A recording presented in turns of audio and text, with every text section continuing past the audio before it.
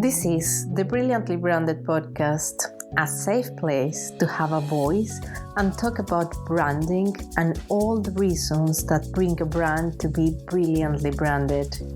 I am your host, Maria Lucia Romero, and I am welcoming you to this journey of learning and inspiration to build awareness around the brands. This is the Brilliantly Branded podcast.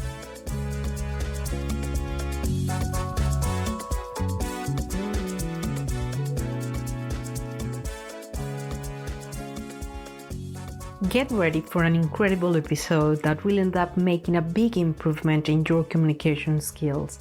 I'm so happy to introduce our special guest, my partner in crime, in business and life, and an entrepreneurial source of inspiration.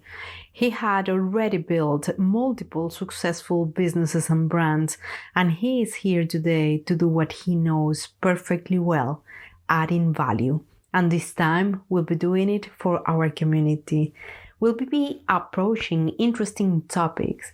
Philippe will share the secrets behind delivering the perfect pitch and crafting a clear message that leaves a lasting impact. As well, I will be sharing some of the podcast productions behind the scenes. So prepare to receive valuable advice that you can put into practice right away and generating real results in your daily conversations, whether if you are closing deals or inspiring others or simply want to make your voice heard. These tips will really transform the way you communicate. So grab a cup of coffee or tea, or why not? It's summer. So take your favorite drink, get comfortable, and join us in one more episode of the Brilliantly Branded podcast. Welcome.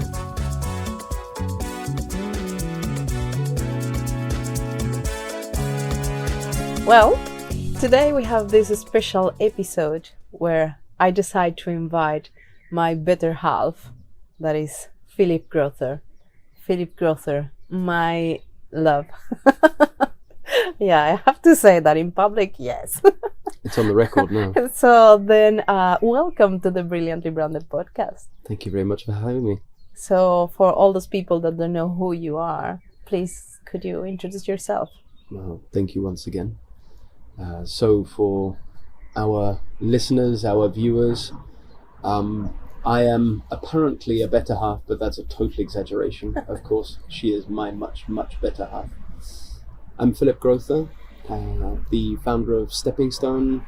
Some of you might also know me from the Test My Pitch Endeavour page. Yes. So we're both entrepreneurs here in Luxembourg, as you can see. It is actually an urban myth that it's always raining. Yeah, that's true. Sometimes we have blue sky sunshine. Sometimes, and actually I have to apologize maybe because a podcast needs to be in this studio without any sounds around, and now we have a lot of sound. Probably we are going to have cars coming, planes, I don't know, maybe because today is the National Day in Luxembourg, so it's going to be a lot of things happening around. And we decide to do that today because it's a very special day, especially because on Brilliantly Branded podcast, one of the purposes is empowering women and bringing women to be my guest. And today my guest is not especially a woman. So could you explain to us the reasons why you are here with us today? Absolutely. So one of the things that has happened whilst we have been building this podcast, I've actually been very much in the background and supporting Maria, and it really has been a pleasure to watch this whole podcast become what it is becoming. And one of the conversations that we've been having is how stressed sometimes your guests can be. And so that's really the whole purpose of me being here. Of course, I'm not an inspirational woman. Maybe one of these. That is good for me. It is 2023, so we won't get into that whole debate for sure. The thing is that what we want is to empower women, because it's half of the world's population, right? So why not make the most of such brilliant women? But even brilliant women sometimes get stressed at the idea of public speaking. And so that's the reason why we're here. Is actually, this is a special episode because what I do in my day-to-day activities with my clients is that I help them get ready for public speaking engagements. That can be pitching, it can be presenting, it can be speaking in public, whether we're talking about a startup raising funds all the way through to corporates like banks and consulting companies. And anyway, we won't go into those details, but I spend my time helping people get ready for public speaking engagements, and joining a podcast is essentially a public speaking engagement. Yeah, I think you mentioned here two very important things. One thing is the part of the support that you have been given to me, because you have been always talking about we, and that is true. I think it's part of our empowerment as a woman needs to come to feeling supported. And I have been feeling supported to be more empowered to do many things in my life. And having you in my life, and I have to recognize this in public now in our podcast, is something very important, because you need that support in order to really feeling this realization about many things that you can do. Probably you are like proving to yourself that you are capable to do many things, but this support for me, I'm talking about personal side, is very important. From the other side, and the experience that I have had inviting people to be part of the podcast, women especially, is all the stress that generates. I have had many opportunities to really realize in front of a person when we are doing the podcast that the person is super stressed, and probably they didn't have the time to prepare before recording the podcast. Indeed. So part of the things that I will like you to share with our audiences is, how do you prepare yourself to, when one thing is public speaking, but actually, as you will mention, doing a podcast is basically public speaking. So how, or what are the advice that you can share with us about how you can prepare yourself to be a better speaker when you are or joining a podcast or going to speak in public? Absolutely, and thank you very much for that question, because this is all part of getting ready. Actually, what you're seeing today is very much a behind the scenes, right? One thing that the audience doesn't necessarily see, whether we're talking about here, the podcast, or whether we're talking about getting up on stage, giving a presentation, is the mental preparation, the physical preparation, the rehearsing, right, that goes into any kind of public speaking. I think the number one place to start is obviously your emotions, getting your emotions in check. And I'm so emotional now. Well, there is some of that.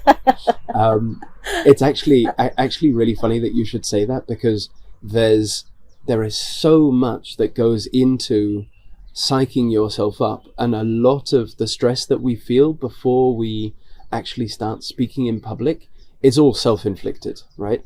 Because that's the thing, nobody knows what you're going to say, right? So you're not going to say anything too silly normally. Yeah. So if you stray away from your notes, like we are definitely going to do today, if you stray away from your notes, it doesn't matter, because you're the only one that knows. But coming back to the emotional side, the first place we need to start is with a breathing technique that we're going to call the 3 5s. So I normally practice that always, And could you explain us? Absolutely. So we're actually going to show the audience how we practice, right? Fantastic. So the 3 5s is we're going to breathe in for 5, 1, 2, 3, 4, 5, and then we're going to breathe out for 5, 1, 2, 3, 4, 5, and we want to do that 5 times. Now, this is the thing, we don't only have to apply that when we're doing public speaking. What we can do is actually apply it in any kind of stressful situation, whether you're going to be going into a meeting or you're going to be having a difficult conversation with your spouse, or what are you talking having about? I mean, a slightly stressful conversation because you need to ask your partner for something. No, I'm joking, of course, but yeah, it's something I that can be otherwise, used. It's something that can be used every single day in every single situation. Exactly, I agree with you, and I can give a faith that I have been living that, and doing this breathing technique changed a lot of things, because one of the things that you have been explaining about that, the way that you are breathing, is that makes something in your body that really makes you have a better performance. Absolutely. And can you explain that a little bit more? Sure, if you want to dive into the technicalities. So what happens when you do these deep breathing techniques is that you're going to do several things, actually. First and foremost, obviously, you're taking a lot more oxygen into your blood. And because you're oxygenating your blood a lot more, then that means that your heart rate is actually going to come down, right? You don't need to be athletic for this to work. It works on absolutely everyone. Now, the second thing that happens once your heart rate has started to slow is that the mental fog is going to start lifting. And because your mental fog lifts, that means that you're going to be able to think clearer. And by thinking clearer, you're going to feel less stressed. And that starts this virtuous cycle that breathing allows. And for those of you, and we're not associated with him in any way, shape or form, but some of you will already have heard about Wim Hof. Yes. For those of you who haven't, I very much suggest that you go and look at what he's done. Brilliant guy and brilliant influence that he's had on the whole world, I think, by now. Yeah. Well, thank you for sharing that, because I think it's important actually to give value.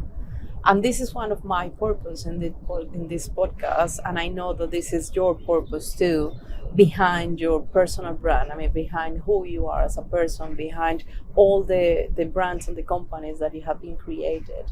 So would you explain us a little bit more what means give value? And I want that because I want that explaining by you and not explaining by me. Because I'm always struggle sometimes with these explanations. You do. I will really love that you share that with our community, because that have a lot of value for me, and I know that for them too. So please. Thank you very much. So this whole concept of value, and you don't need to be too harsh on yourself. I mean, let's not forget that, as a native Spanish speaker, you do an absolutely amazing job in English. And I keep telling her, she just doesn't believe me. But there you go. Thank you very much. So coming back to the point about value, one of the first things to realize about public speaking and any kind of pitch or presentation is that it's not about you, right? It's all about your audience. And in this particular case, when you're interviewing the people, you're not making this about you, you're making it about them. Correct. Right? And so that's important to understand from a value perspective, because you're asking questions that are going to effectively put them forwards. Now, I want to extrapolate on that just a tiny bit and dig into that a bit more.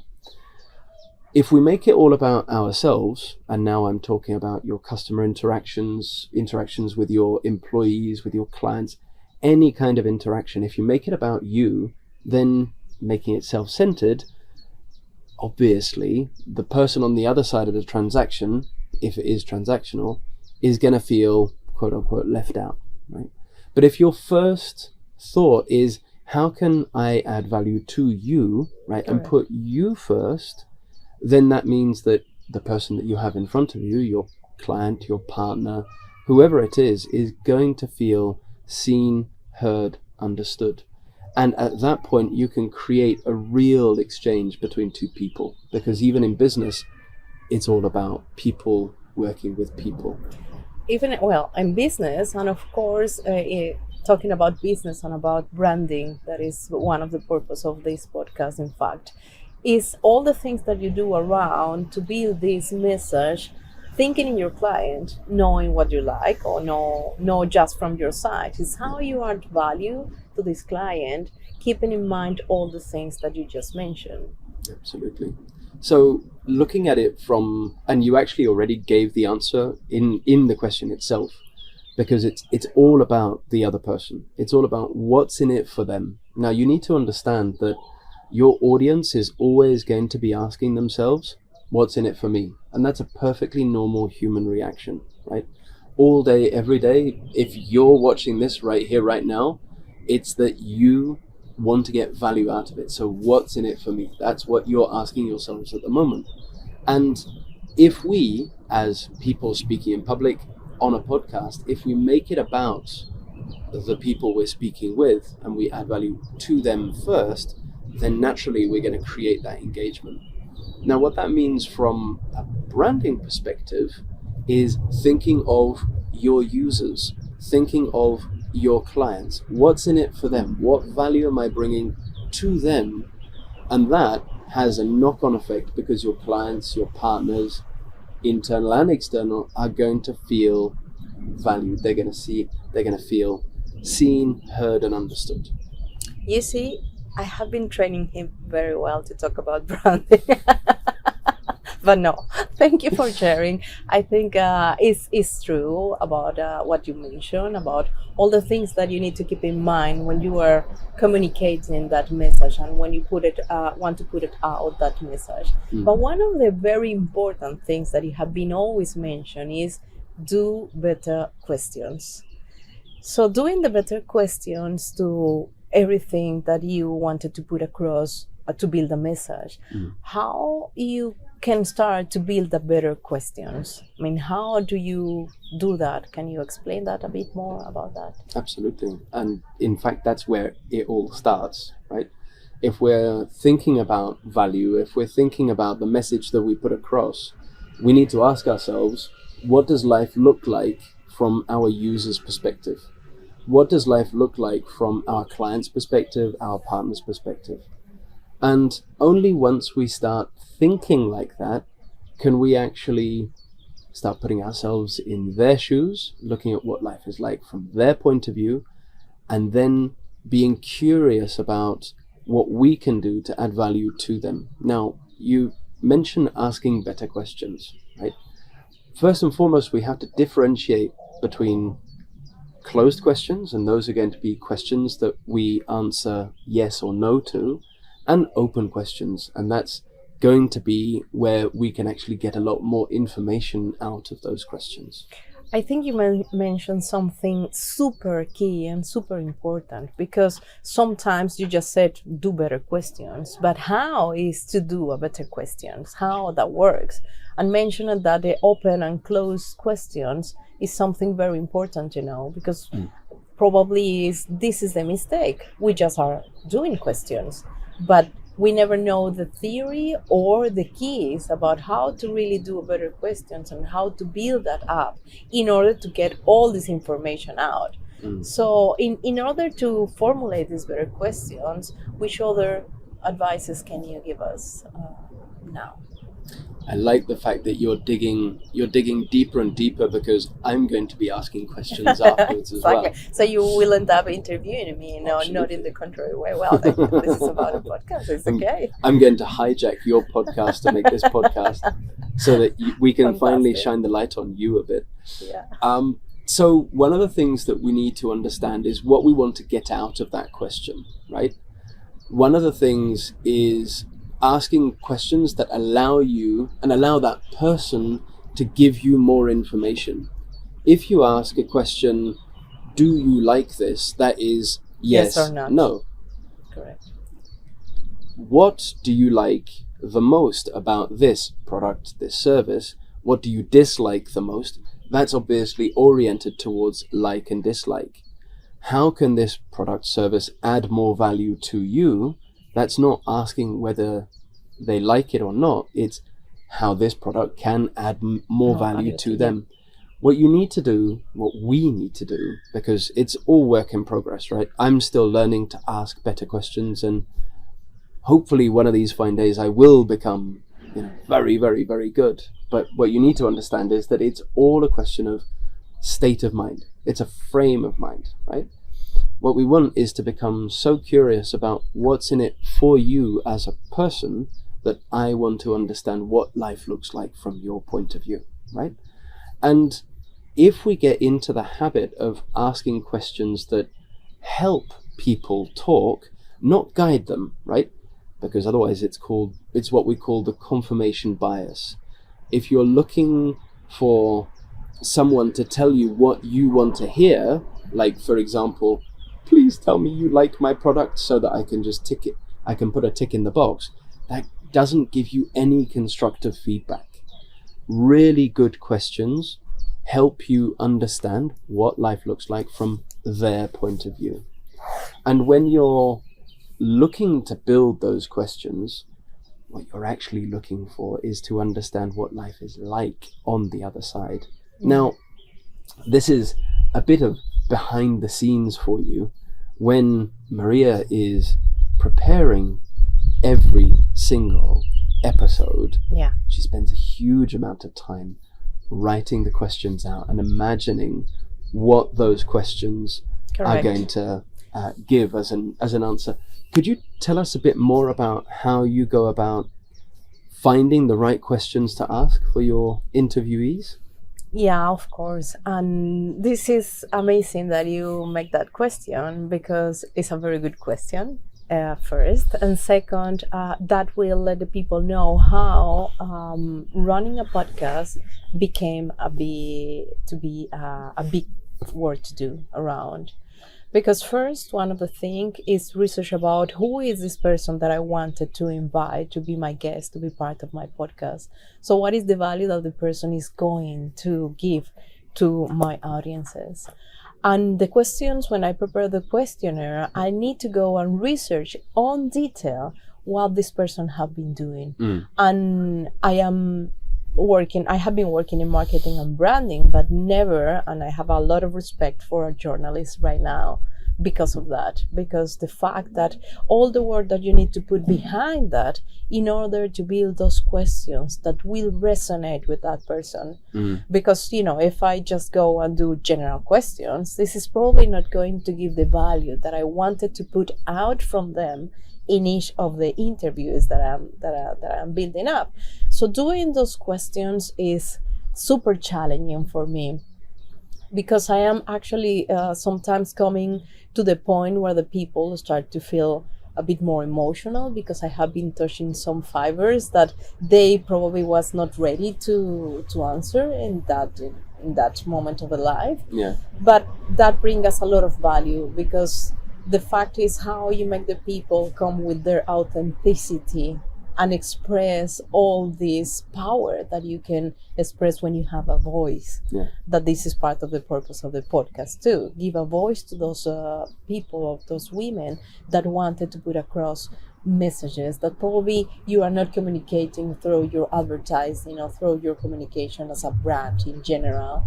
So building up and coming a little bit more, because I can spread all this answer of that question will be going so further.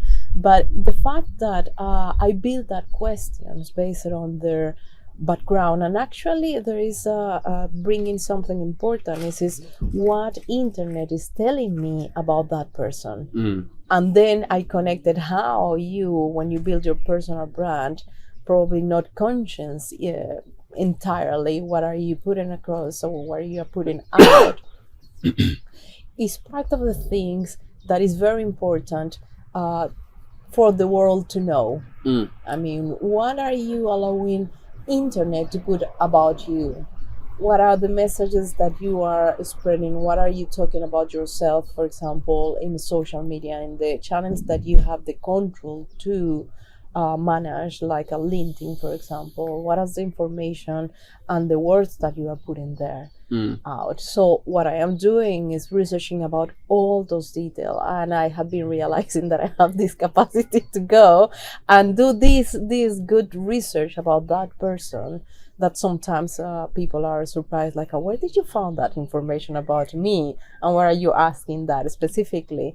But that's have been really give a lot of satisfaction in order to take the best of that person and put it out and give this value. So I am just connecting all these dots I'm building those questions in order to give this value that actually is my purpose and your purpose too. Absolutely. That really answered the question for you. It actually gives me and gives us, the audience, a tiny insight into the sheer amount of work that goes into it, because there's the research that you do, which obviously you build a list of questions that, and this is another piece of insider information, you actually send those questions to your interviewees so that they can actually prepare, and so that the conversation can also be a bit more fluid. Because what tends to happen in real life conversations, like you've seen this one, which is, let's say, semi-structured. Kind of. What happens in normal conversations is that you end up having the pauses, you end up having to think, you end up having a few language tics as well, because the ums, the ahs, and maybe we can talk a bit about that side of public speaking as well. Will be fantastic. Thank you very much for bringing the French into the conversation as well. So for those of you who might not know me, I grew up in France, so I can make comments about the French. On vous adore. Yes. So the reason why we want to give your interviewees the opportunity to be a bit more prepared by understanding what the questions are going to be all about, it gives them time to think, but it also gives them an opportunity not to be taken off guard.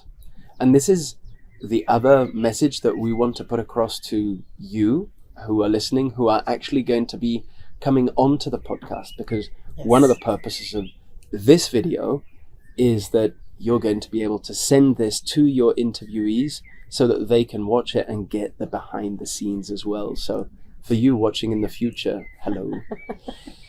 Now, the reason why I say that, when we're talking about preparations and we're talking about language tics, to loop the loop, is that language tics are actually something that you can learn to control. And for that, we need to talk about silence. It's a paradox, right? When we're talking together, it's perfectly normal in more language to have the and depending on which language you speak, you're going to use different filler words. For instance, you might use like a lot, and in Spanish, I believe, we use continuously. There's the there's the in French, obviously. And then there are going to be filler words, like asking right, and where we think that we're asking for confirmation, but in fact it's just because we're thinking about what we're going to say next. Sorry to interrupt you here, Please. but there is something that I found very interesting, and it's the reasons why we use that, what we are doing when we are use that, if you can explain us. Absolutely. So the reason why we use those filler words and those ers is because we actually are very uncomfortable with silence. And this is something that we need to learn to use. Silence, when you're talking, is actually incredibly powerful, because silence allows us to create tension, a positive tension, obviously, where the other person says, what are they going to say? If you use those filler words, essentially what you're doing is you're creating noise that the other person has to cancel out to a certain extent. There's an analogy that I always use with my customers to explain the importance of not using filler words and filler sounds like and that's the analogy with noise cancelling headphones, right? Wow, that sounds interesting. So let's dig a tiny bit deeper into this cancellation principle. If you take a long haul flight from, let's say, from Paris to New York, just to name them all, Paris to Bogota, even better. Yes. Colombia. if you take the exact same flight, and on the first flight you don't use noise cancelling headphones, you're going to be physically more tired than the other one, where you take the exact same flight, exact same time, and you do use noise cancelling headphones. What happens during the flight is that all of this ambient noise, when you're not using noise cancelling headphones, your brain has to cancel it out. So it uses up a whole bunch of energy, right? Well, it's the same with these filler words like the You're actually creating that noise that your audience has to cancel out and has to make extra effort to understand you. What I'm proposing here is that we all get used to, as much as possible, not using those, so that our audience can feel a lot more comfortable when listening to us. Now, the reason why we do use them is because we're afraid very often of being interrupted. We're afraid of not being listened to, when in fact using silence helps us be listened to even more. But it does take practice, and in the beginning it does feel a bit uncomfortable. Yeah, I have to say that I still have those all the things, and Work I in am. progress. But when you start to be conscious about that, I think you really reduce that a lot. But the other thing is, I realize that many people use that in order to think what they are going to say next. Absolutely. And that's probably happened to all of us, in the way that how you can start to do the silence instead of saying or using the things that you are using all the time. So how to change that behavior? Because one thing is learning new things, but other very different and very difficult is unlearning. How you will recommend people to unlearn those tics, or what is the name that you give to these? The verbal tics, you mean? Verbal tics. Or language tics. One of the things that we need to understand and remember is that we are allowed to think about what we're going to say, right? Because our audience is actually always playing catch up, right?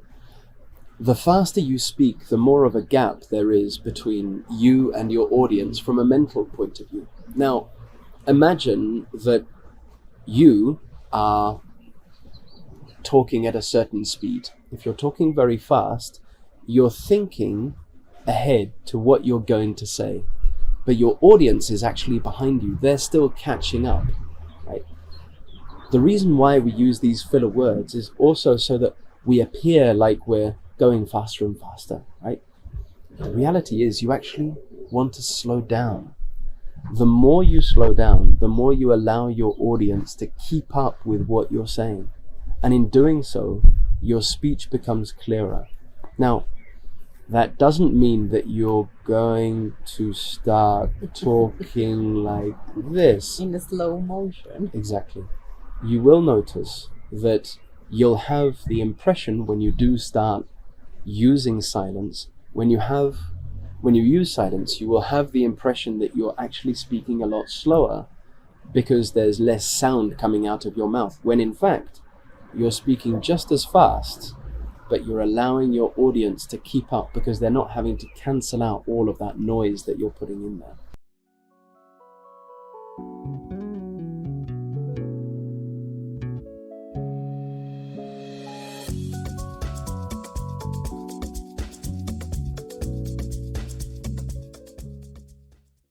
One of the questions that I will want to attach to all our conversation is in terms of reduce the speed of the conversation, that I already reduced the speed of the conversation. And the question is, I don't know if it's because I'm coming from a culture where we are speaking with passion, and we are speaking probably faster, and we are connecting that with the energy that we put in a conversation. So how you can really connect that in order to slow down, but still keeping up this energy or this passion that you are putting in the way that you are delivering a speaker? Speaker. No, speech. Speech. It's fine. It's fine. This is the beauty of doing something live. Sometimes we My make mistakes. goodness. Most importantly, you just have to laugh it off and not get stressed about it. Yeah, You can that's see we're not particularly stressed, right? Now, I want to focus on one word that you said: passion. Speed is not necessarily representative of passion.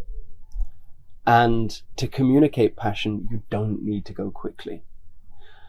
There is, however, what we call gravitas, and that is going to be attached to the words that you're using, but also how you're saying those words, right?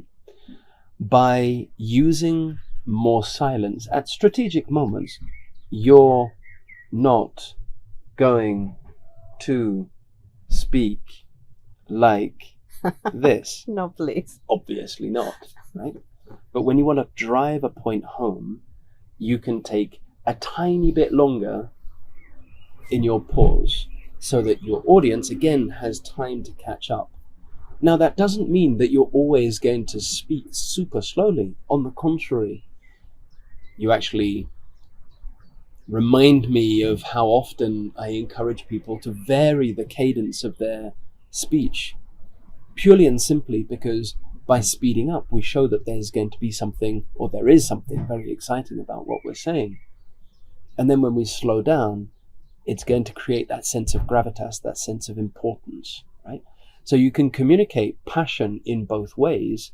And there's one thing as well, we say speed, but there's also the tone of voice, a serious tone of voice, an amused tone of voice, a somber tone of voice.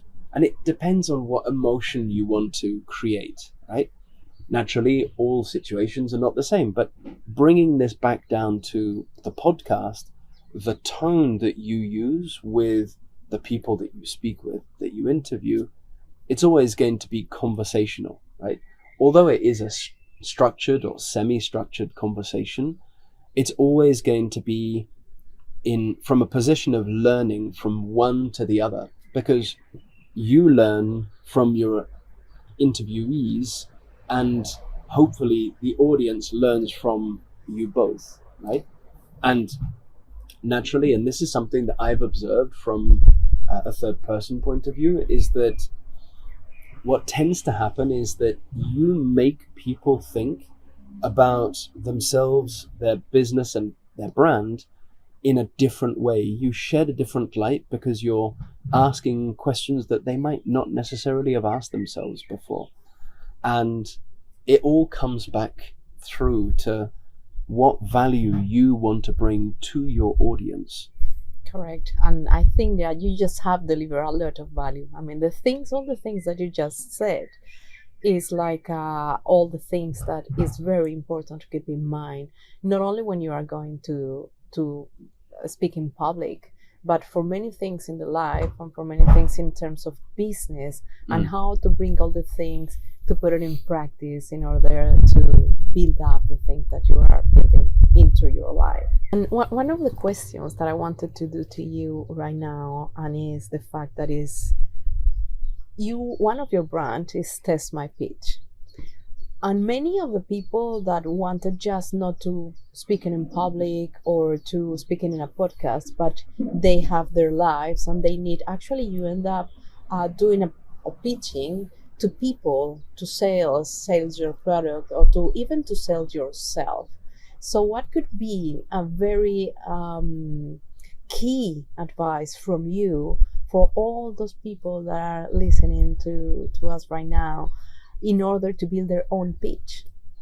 That's an excellent question, because I think that's something that a lot of people simply don't realize, is that we're pitching all the time. Exactly. Right? Whether you're establishing what you're going to have for dinner, right? Let's imagine that you want to have something in particular. Maybe you need to get that person motivated to have something in particular for dinner. Of course, total exaggeration, but you see what I mean, right? So do you mean that you and I are pitching all the time? Oh yeah, absolutely. It's a negotiation, whether we're going to have one type or the other.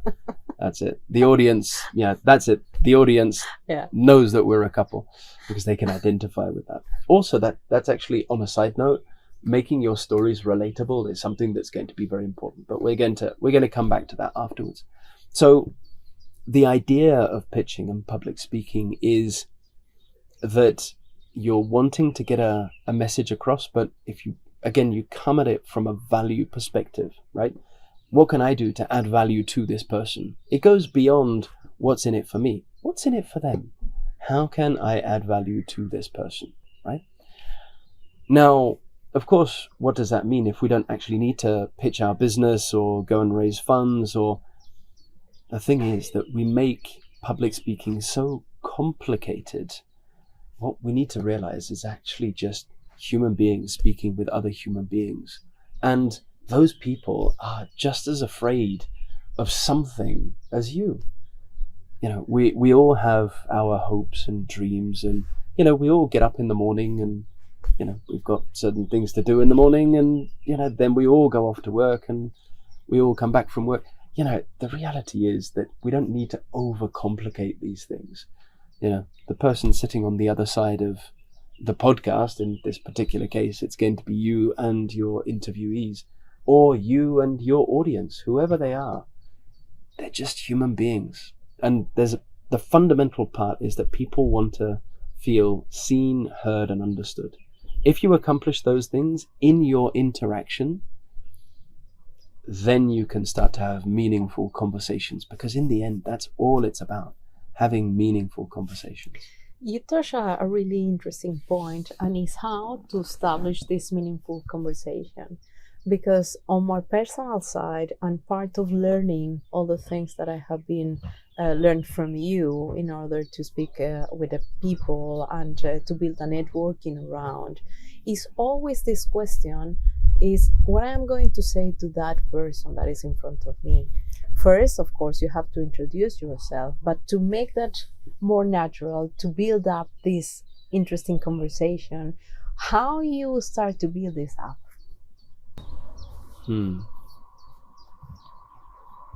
For some people, it comes very naturally. Some people are very comfortable starting conversations. Other people, not so much. Other people are going to have a very, very hard time starting. Yes. Now, if we become curious, and this is the secret, being curious. Yeah. If we were to all learn to maintain our curiosity, a deep, real, genuine curiosity about the person that we have in front of us, no matter who they are, no matter what they do, everybody has got something super interesting about them, right? Everybody has got value to add. Everybody's got something to contribute, right? Of course, if you're faced with someone that is not giving you that feedback, is not giving you, is not mirroring some kind of receptive energy, it's like getting blood from a stone. Sometimes you simply can't establish a conversation, right? Now, it's on us to step out of our comfort zone and go and practice the engagement skill, right? And by engagement, I mean engaging in conversation, obviously. Now, the reason why I bring that up is because this is something that should be taught at the youngest age. Now, one of the things you mentioned, I'm just connecting dots here, but you mentioned earlier on asking better questions. There's something that needs to be understood, and that's listening to understand and not to respond, right? Yeah. When we're listening to understand, what happens is that we're not trying to impose our point of view straight away on, you said this, and I'm going to give you what I know, and you're going to listen because what I think is the most important thing. Well, maybe not, right? Instead of interrupting people, what we need to learn to do is, when we listen to understand, what we can do, and one of the ways we can practice, is to say, if I've understood correctly, what you mean is, and then you deliver your version of whatever they were saying. And you give them the opportunity to say, well, actually, that's not quite what I meant. What I meant was A, B, C. And then you do it again and again.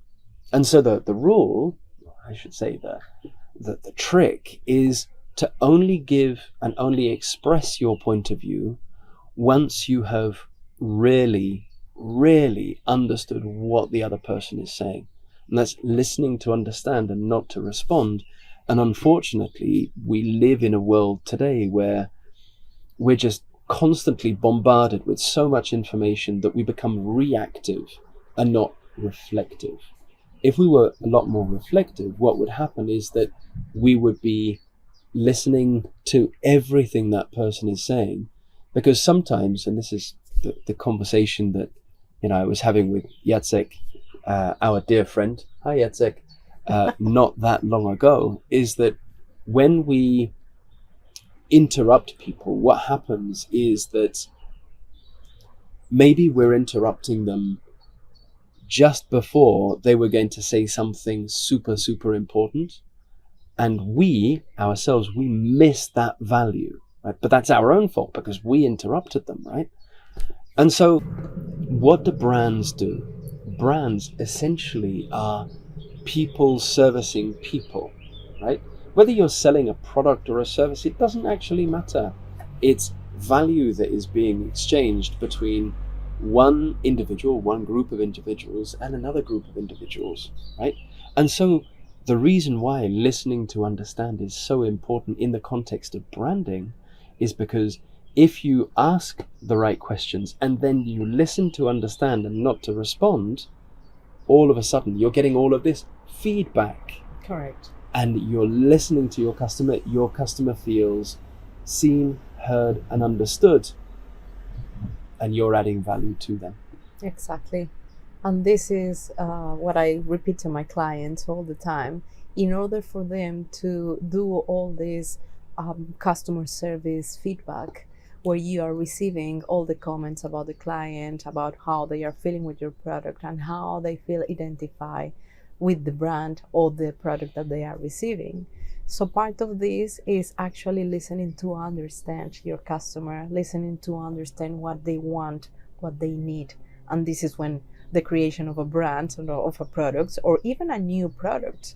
I have been having clients that end up creating new products just based on what the clients have been asking for. Absolutely. That actually notice their product, the product that they have in this moment. So it's very important what you said, listening to understand, not respond, and actually have this attitude and this conscious about I am going to be quiet and listening to this person and actually repeat what this person said in order to confirm that what you said, or this person said, sorry, is the right things that they wanted to deliver. Of course.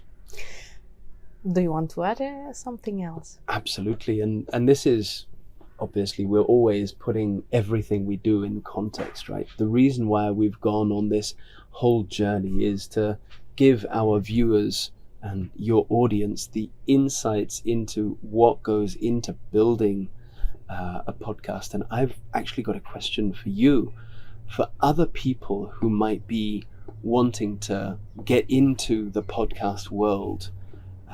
Do you have any recommendations for someone who might be thinking about it? Yeah, I think the main one is putting a purpose, and not only to the podcast, I mean to everything in life. So doing the things with a purpose, it really builds a drive that guides your life in a different way. So all of those people that are thinking, okay, how can I communicate? How can I build up a podcast? If you don't put a purpose, it will be very difficult because you are not going to be focused. And be focused is one of the things that really give this drive and build this passion that you can put across that. The second one, of course, is have this passion to do the things and the consistency to going and doing all the job that this represents. Because I started that as a side project, to say it in this way, and now it became something very demanding. The time that I have to dedicate to the podcast is something very important in my life. So it's going to take a lot of time. So be prepared for that. And not just for that, but be prepared for all the challenges that is coming around that. Yeah. And the challenges is looking for the people that you wanted to bring and not only that, making them available for you, really pitching them the right reasons why they have to come and be part of the podcast, because then is the purpose again coming to the surface and showing to the people why they need to be part of that. What are the reasons why they are going to add value to? Because always is how you are building up something step by step, but building something that will represent a value that I wanted to put across. So in terms of purpose, this is one of my advice. And in terms of technicalities, go on YouTube and learn how to do everything by yourself. Yeah. Is we say that we will talk about a little bit this behind the scenes, and it has been an amazing experience for me, because I have to deal with the filming process, I have to deal with the preparation process, I have to deal with the post-production process, I have to deal with the audio, I have to deal with the video. So it's many things around that at the end is just, go on YouTube and take some time and learn. Yeah. And be ready to learn. Be in the position that you are always ready to learn new things, because I was not thinking, okay, one day I'm going to become a podcaster, and I am just naming myself in a new position. I'm a podcaster. It's official. We've got it on record now. Exactly. You can now put in your LinkedIn bio, podcaster. Yeah, exactly. And I am so That's proud coming about soon, that. And as you see, well, here in Luxembourg it's so sunny, so the sun is already arriving on me. So that is dictating. That is probably time to start to wrap up. And one of the things that I want you to share with us is first where we can find you, because you have a lot of value to do. To give to the universe, and I know that it's many people around that needs you in their lives, but please, can you share where they can find you? Of course. And before I do that, I'm going to say very well done, because that was going to be one of my concluding points, which is every pitch presentation that you ever give always needs a very concrete call to action, right? Correct. And this is something that for people who are going to be participating in the Brilliantly Branded podcast and giving any kind of presentation, always come prepared with a call to action, a message that you want to put across, something that your audience can really take away. Okay, so that will be my call to action to you, is never, ever, ever forget to put a call to action, right? And thank you very much for inviting people to connect. They can find me on LinkedIn. Obviously, we'll put all the links in the bios. Yes. And this and that and the other. So I'm Philip Grother, Grother. You can find me on LinkedIn, and you'll also find on TikTok and various channels something called Test My Pitch. And so for those of you, if I may, for those of you Yes, please. who are building a product, a service, raising funds, you're building a startup, or you just want to practice your pitching skills, public speaking skills, you can come and be part of the Test My Pitch event that happens once a month. Now, I invite you, if that is something that you're interested in, I invite you to get in touch with me directly, and we'll get you set up. Essentially, it's an event that brings together startups and investors, and the focus of the event is really for you to be able to practice your pitch and make it as impactful as possible. So it's my turn. Thank you so much for having me on your podcast, and I'm very much hoping that this has brought some value to the viewers and also future interviewees. So how should the audience connect with you? Well, thank you very much for being here with me. I'm so happy and so glad when you really accept my proposal, because one of the things in the Brilliantly Branded podcast, it was just be focuses in women empowerment, but you have been part of that. So I need to make that public, and I need to show how you have been empowering me in many ways. So I have to say thank you. And the way that the people can connect with me is on LinkedIn. Now I put the video podcast is on Spotify, is in YouTube podcasts, and all the platforms that are managing audio podcasts. So if you want to connect with me, just send me a message on LinkedIn, and I will be there. If you're a woman that wanted to be part of that journey with me, you are more than welcome to come and join me and be part of the Brilliantly Branded podcast. Can I maybe put a message out to the men? Yes, please. Important. Men, I'm addressing you directly.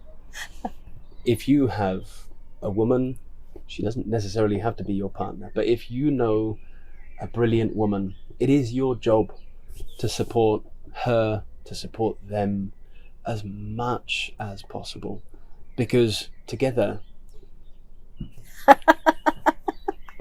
Should we Yes, say it? Yes. For all the people that heard the previous episode, they will understand the joke. They will understand. Alone, we go fast. Yeah. Together, we go further. Yeah, a lesson learned, and that is true. Thank you very much. Thank you.